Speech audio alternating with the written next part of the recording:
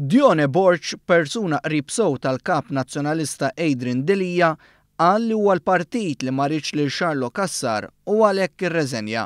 Waqt il-programm Għandi xi ngħid fuq Radio Malta, is-sibt filgħodu Dione Borch qal li tkellem ma' Segretarju Ġenerali tal-Partit Nazzjonalista Clyde Puli u dan informah li lil Cassar ma rridux jerġa' jkun kandidat tal-Partit Nazzjonalista għall-elezzjoni ġenerali li jmiss. Is-Segretarju Ġenerali ma baċ l-istedina lil Charlotte Cassar. Jiġifieri il-Partit Nazzjonalista għamel għażla li ma jinkludix l-Sur Cassar fil-kandidatura tiegħu għall-elezzjonijiet li ġejjin.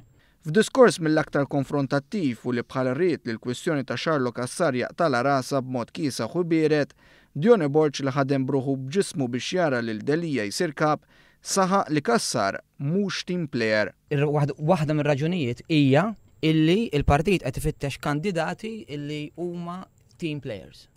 Barra minn hekk jiena wkoll tkellimt mal-kunsilliera tagħna ta' Marsa Scala u wkoll kien hemm diffikultà ta' team players. Pronta kienet it-tweġiba ta' Xarlo Cassar li saħaq li l-problema mhix li l-Partit Nazzjonalista tilef lilu bħala kandidat, iżda li l-pajjiż tilef lil Partit Nazzjonalista. Il-Kunsillier Xarlo Cassar ħabbar li riżenja b'mod uffiċjali mill-Partit Nazzjonalista immexxi mill-kap Adrian Delija wara li qal li m'għadux iħossu parti mill-Partit Nazzjonalista.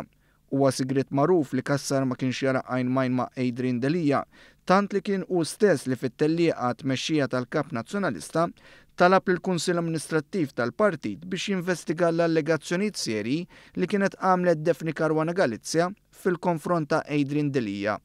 Ir-riżenja ta' Cassar waslet l-għada li reġgħu tfaċċaw akkużi serji fil-konfront tal-Kap Nazzjonalista b'għadd ta' persuni li wkoll mhux kuntenti b'Delija bħal Karol Akulina jgħidu li l-partit tagħhom qed jitlef aktar nies.